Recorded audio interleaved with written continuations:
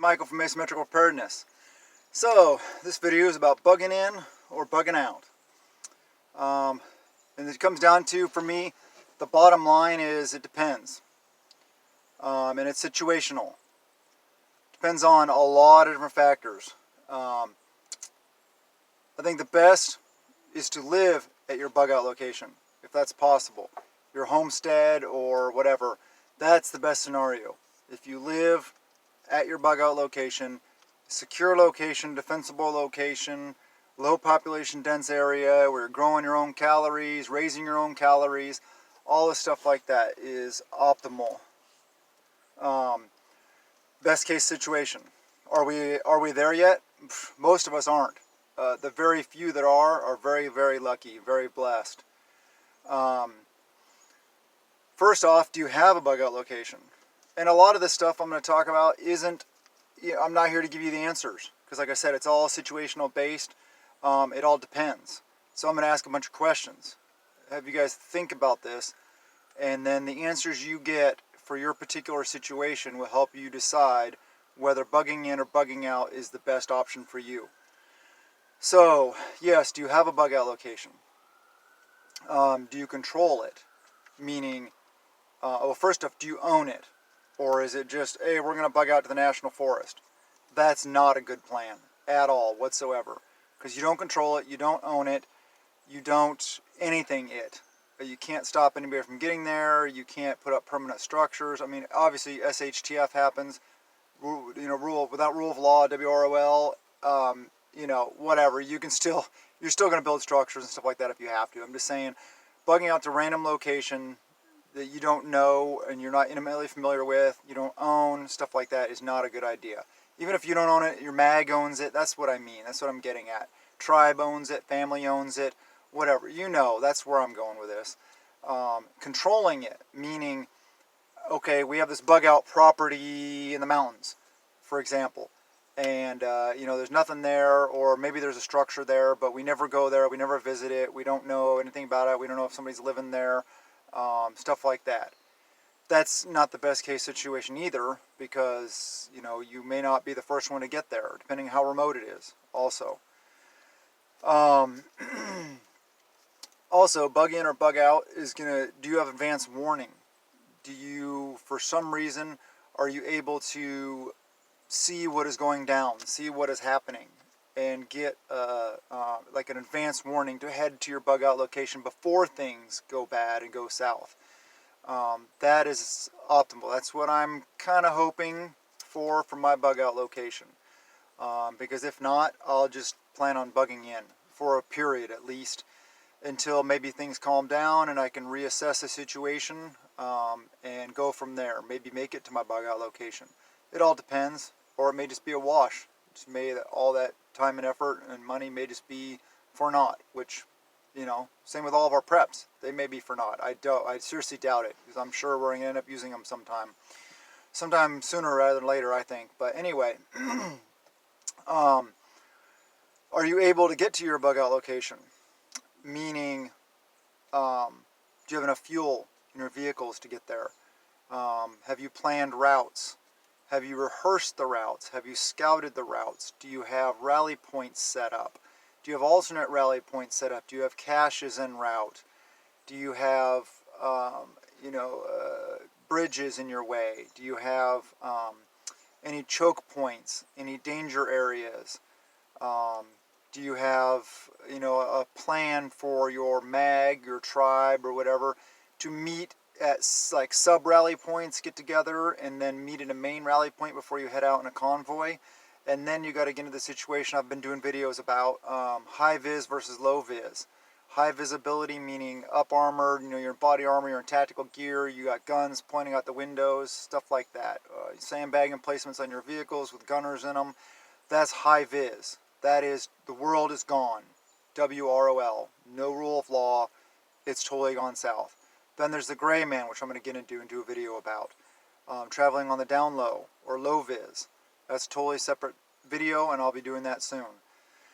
Yeah, do you have comms between all your vehicles and between all your people? Everybody should have personal comm themselves as well as a vehicle comm. CB, handheld hams, FRS, GMRS, something at least. Cell phones, yeah, but I wouldn't count on them. So those are easy to turn off. The other ones you can't. Let me see. Do you have maps of your AO? Do you have maps of alternate routes? Do you have maps of the adjoining AO's area of operations, sorry, the areas along your route, and at your bug out location and areas around that, like surrounding counties or states, depending on how big that area is or whatever. Have you, what's the terrain like in between where you are and your bug out location? Is it easily easy to travel or to make that distance? How far away is it? How many miles is it? How far does it take? Can you get there on one tank of gas? Do you have to refuel? Do you have provisions in place for refueling that aren't gas stations? Do you have? Has your mag or your tribe practiced this? How many times have you traveled the route? How well do you know it? Would you know it well enough where if you're driving it, you see something out of place that may indicate danger? Would you be aware of that, or would that you're not used to it at all, so you wouldn't even notice? Those are all things to think about. Have you done that goes along practice runs? Have you scouted it recently? What is the local situation like in all the locales en route? Or if you're close to your bug out location, that's great. But how many towns do you have to go through? Do you have to go through a city? How are you going to bypass the city? Do you have bridges on the way? Do you have mountains? Do you have plains? Flat areas, those kind of planes, not the airplanes. Just so many variables. You need to think about as many as you possibly can so you can mitigate them or utilize them. What would you gain from bugging out? Also, what could you lose? Well, we all know what we could lose. We could lose the ultimate thing, which are our lives and everything. But yeah, so what would you gain by that? Are your vehicles capable of carrying all your preps? Do you have a Honda Civic and 10 years worth of food? Well, you're not carrying it with you. Do you have a 1-ton truck and a fifth wheel or a cargo trailer or something like that is already preloaded or will be loaded by the time you have to bug out? Then you can. Or you don't even have to have a 1-ton truck. If you have a vehicle capable of flat towing, a trailer that's large enough to hold all your preps and all the weight of your preps, which probably puts you into 3/4 ton, 1-ton category, probably diesel truck would be best. My favorite, I have 1-ton Power Stroke diesel. That's pretty much capable of powering, pulling anything that I could ever, have. Maybe not as much as the brand new trucks. They're crazy. They pull crazy amounts of weight. Probably maybe double what mine tows. I don't know. But anyway, how much time do you need to bug out? Have you practiced it? Have you practiced with your family, your tribe, your mag, all that stuff? Have you coordinated all of it? Have you seen it all go together? Because like Murphy's Law says, what can go wrong will go wrong. That's a Murphy's Law of combat. Same thing here. What can go wrong will go wrong. Do you have, alternate plans? Do you have alternate rally points? Do you have all this stuff worked out, all the bugs? This is a lot of time and effort, I'm talking, if you really want to get it down. If you just want to watch this video and take it into account and try to do your best, well, then, that's probably what most people are only going to be able to do. But hopefully you take something from this video and you think about these things and at least you're aware of them so you can make some wise choices en route if you are bugging out. Can you carry all your preps? What about animals? And I'm not talking about like your dog and cat and stuff like that that can sit in your lap. I'm talking about like, do you have chickens? Do you have cows? Do you have sheep? Do you have goats, etc.? Food production animals. And your food, you're not going to be able to take your garden with you, obviously. So, carry all your preps. Do you have food production already at your bug out location? Is it already set up, ready to go? Like your raised beds your garden plowed, all stuff like that, all set up, greenhouses, whatever, just maybe not planted, or is it planted? Do you go up there often enough where you can tend and maintain a garden? Probably not animals, but you can maintain some crops growing. That's awesome. That would be really good. A lot better than nothing, at least. How many choke points, danger areas are there en route? You need to identify these. Think about them. How am I going to get through there? Do I have to go over this bridge? How am I going to go over this bridge? Are there other ways around the bridge? What are they? Is it just a ferry? Do I live on an island? Am I just stuck if anything goes out? Or if things go bad? Mountains, flat land, all those kind of things. What about your ability to protect the convoy? Do you guys have enough armament, enough people capable of fighting to protect your bug out convoy or your vehicle during the bug out? Or are you just a guy and his wife and kids? Well, I'm sorry, but that is probably not going to be adequate. You may get lucky. I'm not trying to keep you down. I'm trying to encourage you. Do the best you can. But so the other half of this is bug in. Bugging in. That's probably what most people are going to have to do at first. Maybe until things calm down, stuff like that. Is your location secure? Meaning lots of things. Do you live in low population density or high population density?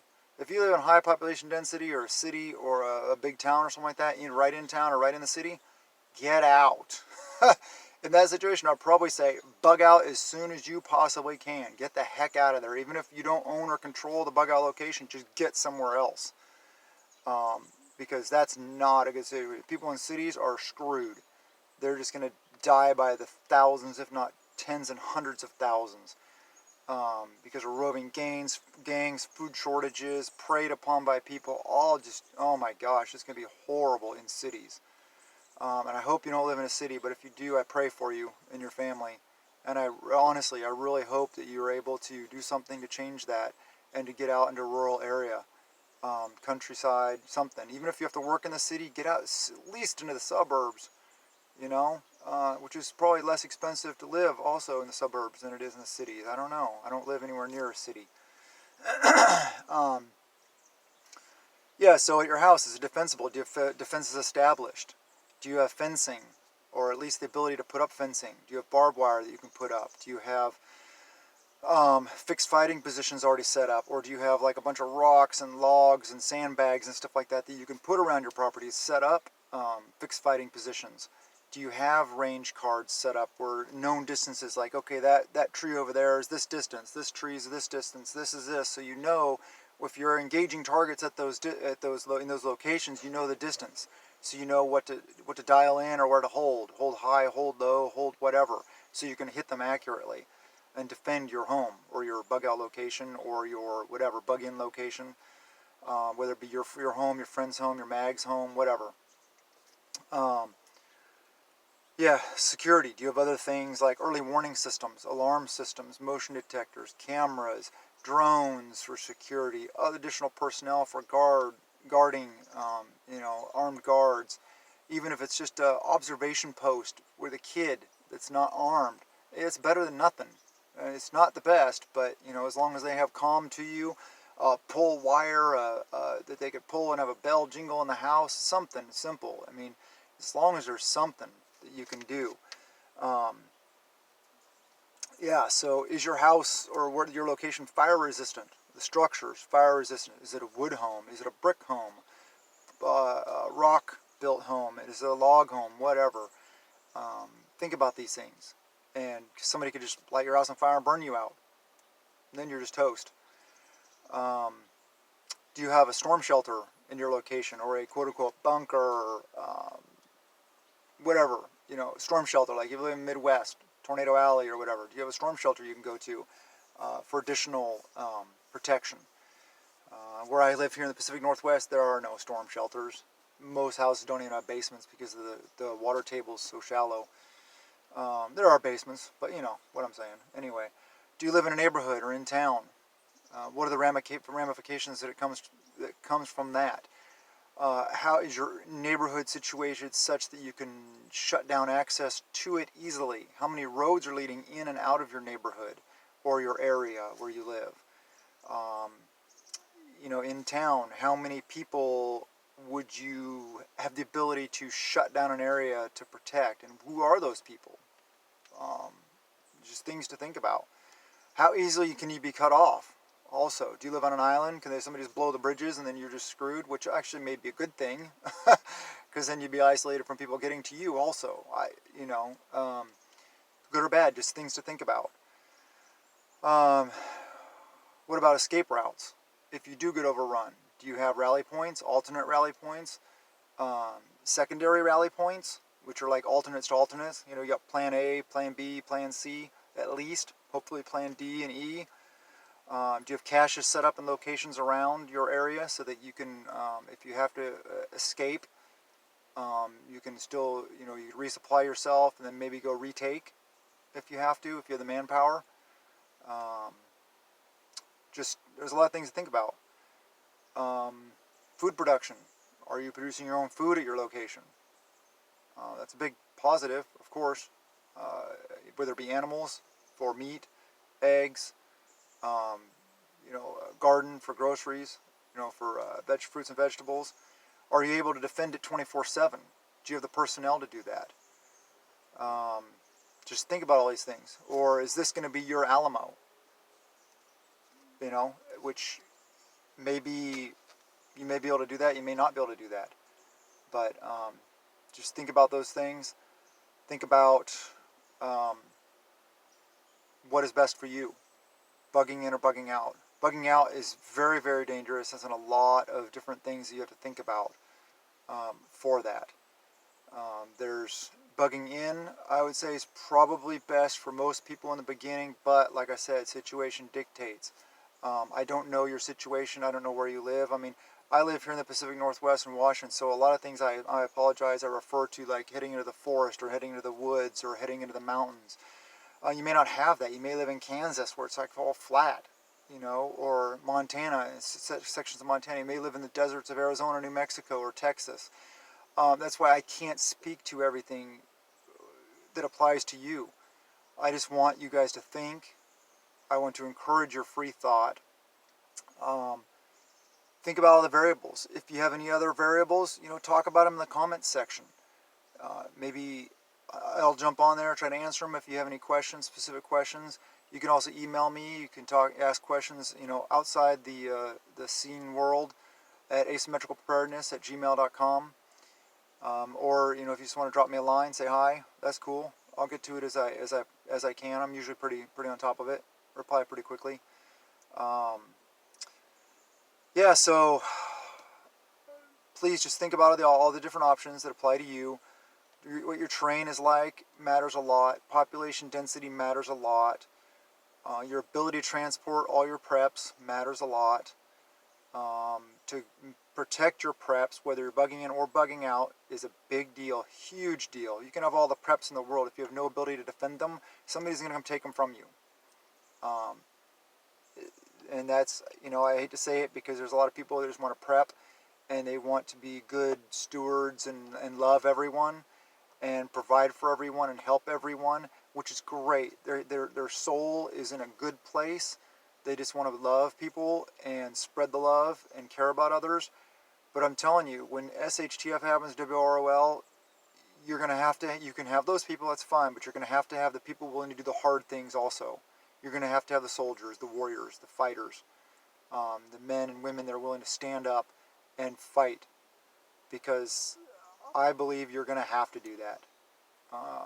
Pretty much everybody I've ever talked to, seen, watched, anything, pretty much agrees. You're not going to be living on this commune homestead in blissful happiness and peace when SHTF happens. You're going to have to deal with threats. You can't just give away everything because then you'll run out and you'll die.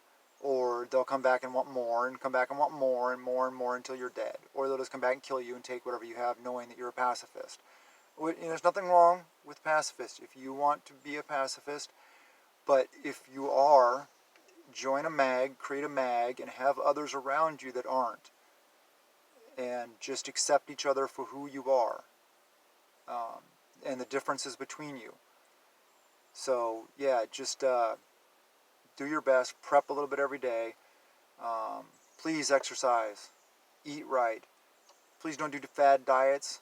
I know this is way off topic, but I just like throwing it out there every couple videos or so. Just eat whole, healthy, natural foods, like God intended. Just exercise, live an active lifestyle, make exercise fun, get fit. You don't have to be an Adonis, or some bodybuilder dude or some fitness chick. Just be in good shape. Be capable of carrying your pack. Be capable of doing the things, from putting in hard work all day long and not collapsing. So yeah, and prep a little bit every day. My wife and I just went to one of those restaurant supply stores and scored. She kind of went a little crazy, and I was just like, yeah, baby. I'm like, that was awesome. I was super happy. We got a bunch more preps. Feeling better. I love that peace of mind, man. Peace of mind is big. I love it. And like I always say, not out of fear, out of peace of mind. And with that, strive for perfection, accept excellence, and failure is not an option. So, blessings to you and yours.